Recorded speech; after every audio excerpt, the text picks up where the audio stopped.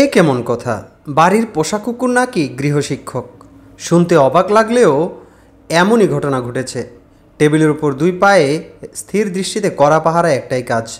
তার ছাত্রী যেন বই ছেড়ে মোবাইলের দিকে না ঝোঁকে।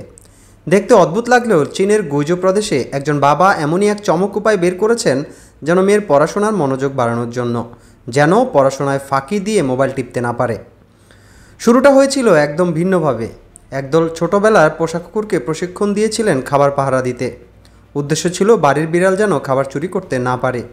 কিন্তু একদিন তিনি দেখলেন তার মেয়ে জিনিয়া পড়ার টেবিল বইয়ে বদলে মোবাইলের স্ক্রিনে ডুবে আছে। তখনই তার মাথায় এলো একটি মজার বুদ্ধি, যে কুকুর খাবার পাহারা দিতে পারবে সে কি পড়ার টেবিল পাহারা দিতে পারবে না? এরপর থেকে এই কুকুর শুধু খাবার পাহারাদার নয়, সে হয়ে উঠেছে গৃহশিক্ষকের মতোই।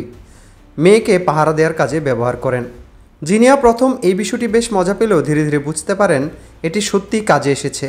কুকুরের উপস্থিতিতে তার মনোযোগ নষ্ট হয় না, বরং পড়াশোনা আরও উপভোগ্য হয়। জিনিয়া জানায় একা একা পড়ার চেয়ে কুকুরের সঙ্গে পড়া অনেক মজা। তার মনে হয় যেন তার সঙ্গে একজন সহপাঠী আছে। তার পাশে সে মোটেও বিরক্ত বোধ করছে না, বরং পড়াশোনা আরও আগ্রহ বাড়িয়ে দিচ্ছে।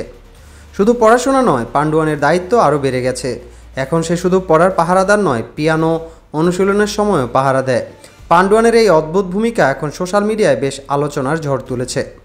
প্রিয় দর্শক, ভিডিও সম্পর্কে আপনার মতামত জানিয়ে দিন কমেন্ট করে। চ্যানেলটি সাবস্ক্রাইব করে আমাদের সাথেই থাকুন।